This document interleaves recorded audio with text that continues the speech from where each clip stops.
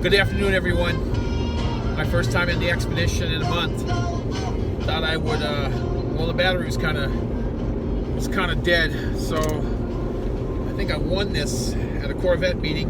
It's one of those instant battery packs. I tried a few weeks ago to use this, didn't work, so I charged it all the way up, and here we go, we're rolling.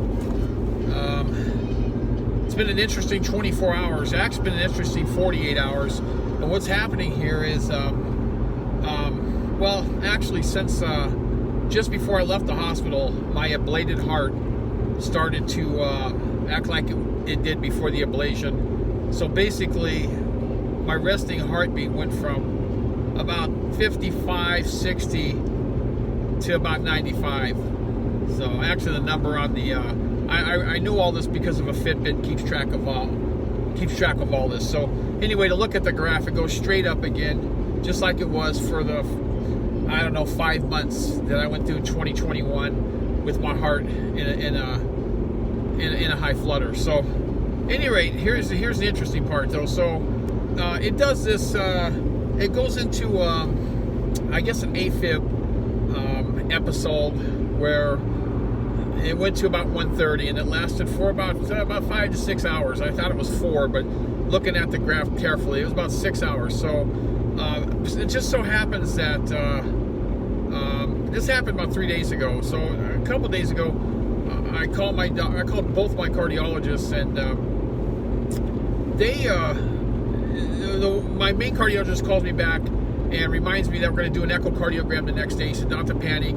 He says, let's get that done and see where we're at. So I went in yesterday, did the echocardiogram. He says the heart looks fine, which is great. I'm glad to hear that. He says he don't see no signs of damage from COVID, and because it's not unknown, COVID's been known to damage people's hearts, and who knows before it's all said and done if I have any damage. But he was encouraging for him to tell me that. So, and the heart at the time had basically after that 5-6 hour episode of AFIB, it slowed back down to about 90, which is still fast for me, but it's doable. Well, sure as shit, I go upstairs last night.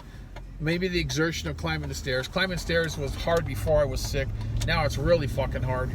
So to make a long story short, I get upstairs and the fucking heart rate's at 120. It's like, god damn, this shit's never gonna end. That lasted for 6 hours last night, and I laid in my chair in my room till I got some sleep, but anyway, at 4 o'clock I wake up and the heart had slowed down to 80, which is like the normal, the new normal, about 80, 85, 90.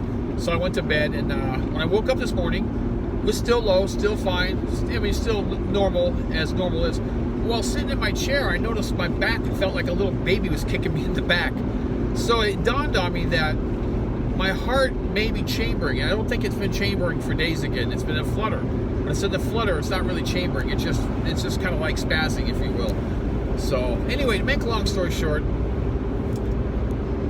I had to give blood today, so I went and did that, and I had a little lunch, and I get home. I'm getting ahead of myself. I did an ECG. It's the one you can do at home with your own little, it's a cardio, I forget who makes it. But anyway, make a long story short, I had a resting beats per minute of about 80, which is a little lower than normal for me, and it was in sinus rhythm, so that was encouraging. But I guess the reason I'm talking about all this is I finally have a little energy. So not only am I fighting the recovery of pneumonia, the fucking heart has really hampered my ambition to work hard to get better fast. So anyway, so today, now like I say, the heart seems to be chambering and pumping blood through the body, because it's bad enough you need the oxygen in the blood for it to do its job.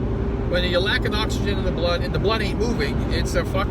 It's not fun. So anyway, so I finally have some energy. I finally got dressed, to go outside. I've been trying not to go outside. It's chilly out and all that shit. Got pneumonia. Don't want to catch that again.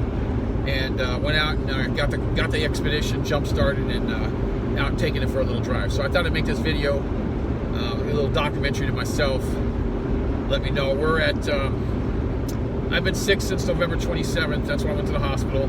It's December 30th, so we're 1 month and 3 days. A couple of doctor's appointments next week. I see the cardiologist again in a week from Wednesday to see if the heart's respond. He feels the heart will come back to normal once the COVID and the pneumonia completely disappear. So hopefully the COVID's gone. I say it's gone after 5-10 days. I never really felt anything from COVID but pneumonia. That's the only thing. No loss of taste, no loss of sense of smell, no fever, no real body aches, or I never felt any of that shit. Nothing. Just got pneumonia. So maybe. Well, I can't say that he didn't have COVID because I tested positive twice. Once at home, and then after the home test, about 6 hours later, 4 hours later, I took that home test. I called my kidney doctor, and he told me to go to the hospital. He says, you don't want to fuck around with your transplanted kidney, and that's how all that started. And once I went to the hospital, then they detected that I had a pretty, not a severe case of pneumonia. I did that in 2018, was on a ventilator, as everybody knows, about 10 days, and so this time around, no ventilator. It's everybody that's following my case knows all this already. But anyway, I feel pretty good today. It feels good to be halfway normal. It feels good to be outside. You know, I've only been outside about 5 different times in a month. I can almost count them on. Well, I can almost remember that every time I've been out. So it's nice to get out, even in the Expedition. It's not a Corvette, but I miss this. I like driving a truck. If I had to get rid of everything and get one vehicle, it would probably be. You know, I'm not a big fan of